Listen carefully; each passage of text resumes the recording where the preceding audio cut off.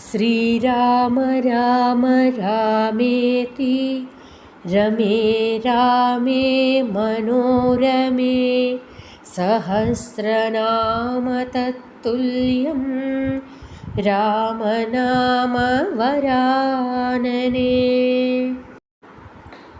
దీని అర్థం రాముడి పేరును పదే పదే స్మరించడం ద్వారా ఆనందం మరియు మనశ్శాంతి లభిస్తాయి మరియు ఇది 1000 నామాలకు సమానం అని పార్వతీదేవితో పరమేశ్వరుడు చెప్పినాడు.